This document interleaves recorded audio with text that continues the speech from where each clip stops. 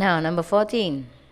Bathe in the center of a sound, the continuous sound such as waterfall or maybe seashore. Yeah.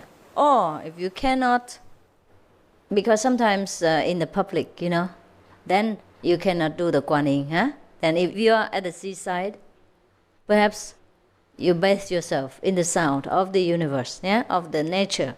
Like when you are next to the Niagara Falls, then you concentrate on the sound until you merge within the essence behind the waterfall, behind nature. There is the force behind all trees and waters and rivers and rocks and mountains. Then you concentrate behind that. By hearing the sound of the waterfall and concentrating on the force behind that, you will merge within the cosmos again. Or if not, if you can, then do the Kuan Yin. He says so. Well, he described it in detail, but I won't say it here. You know already, so I don't have to tell you how to do it. Or do the Kuan Yin and hear the sound of all sounds. You know now what that is, okay? Well, I can show it to you what he says, but don't let the other people know. All right, do the Kuan Yin and hear the sound of all sounds. Now it should be very clear to you as the water of the Nectar River. Is that not? Yeah. Now, on number 15, intone a sound like the 5 names and let it be very slow, repeating slowly, and enter the soundlessness and become yourself. Sometimes you remember, you say you can't concentrate and you are disturbed and this and that and other, so I would advise you to repeat the 5 holy names for some time, maybe 15 minutes, maybe half an hour, maybe an hour, loudly, while no one else is around you.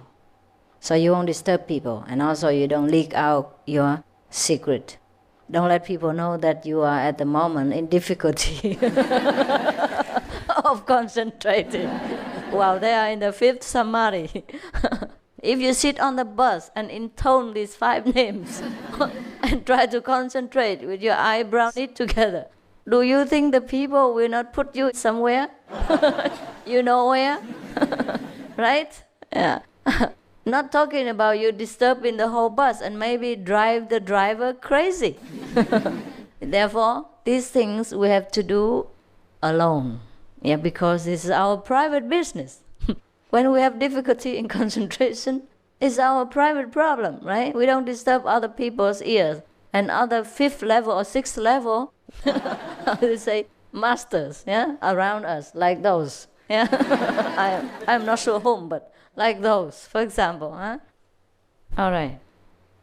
But then you enter the soundless state and become yourself. Number 16. Oh my God. Only 16 from 112. My goodness. I didn't know he talked so much. I didn't know the old-time God spoke so much. What we call big mouth in modern time. I never talk so much. I teach you only 1010 and he teaches you so much. Okay. Originally, I intended not to speak at this retreat because I just don't know what to say anymore. I thought whatever I have to say, I say already. And so you have to practice. There's no need to listen all the time, but to bring what you have heard into practice. That's more useful to you. But I feel pressure, like everybody sits there in silence and keeps repeating, Master, say something.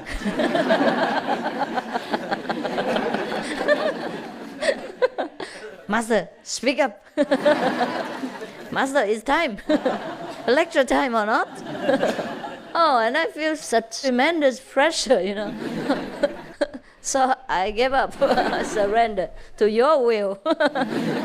I said, okay, then I will say something, And that's how it ends up in me talking like this.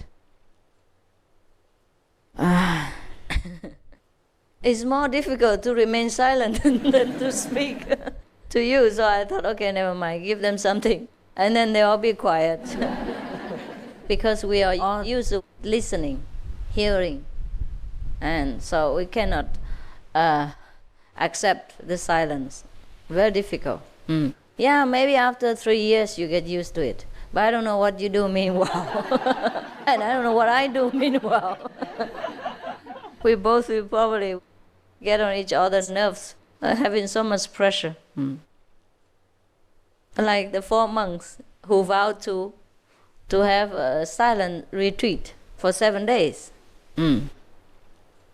But then when they sat together, and then suddenly there was a monk who spoke up saying, you know, in this retreat, you should remember, none of us can speak anything. And then the second one said, why are you speaking now?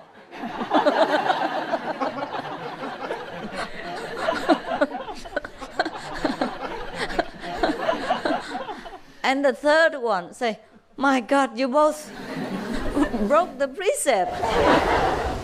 And the fourth one said, I never said anything.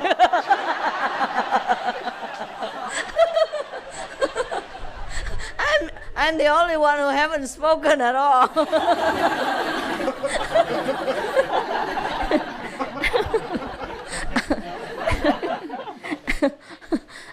All right.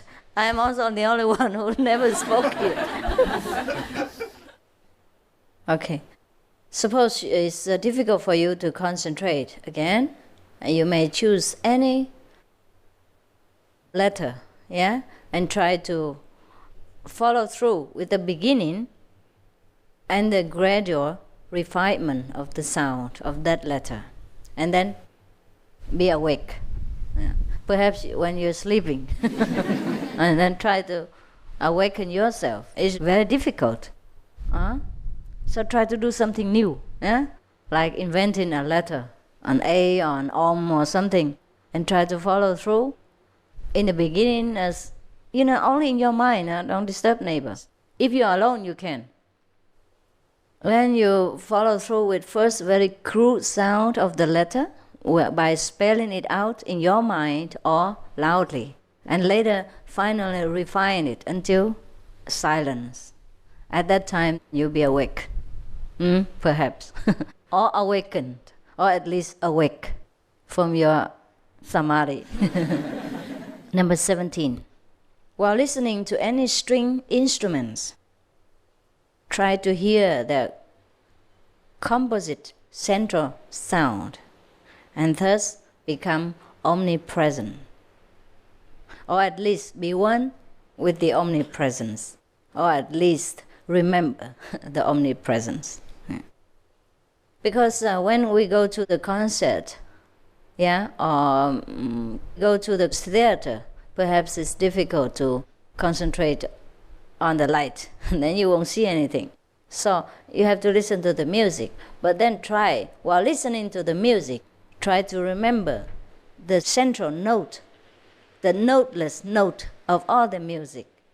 And then at that time, perhaps you will enter the omnipresence as well. So while you're watching the theater going on, or while listening to the music, you are within yourself and not lost in the merriment of the ephemeral nature of the world. Capish? Yes. I hope I make it clear. Oh my God, he talks a lot.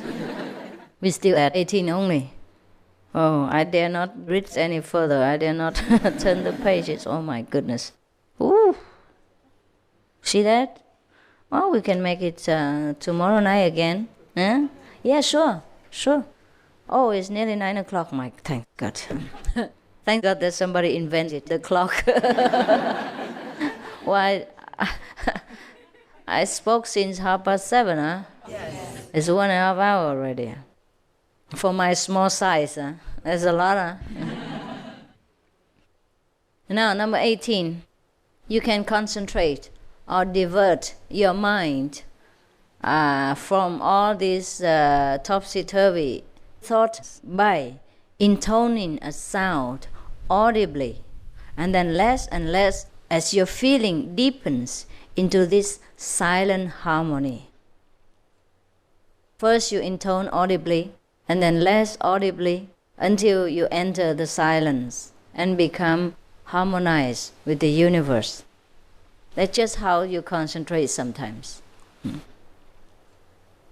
We can concentrate on our 5 holy names in this way. And no need to search elsewhere. Since it is already very difficult for you to remember the 5 names, I think you should not have to include another name or another letter.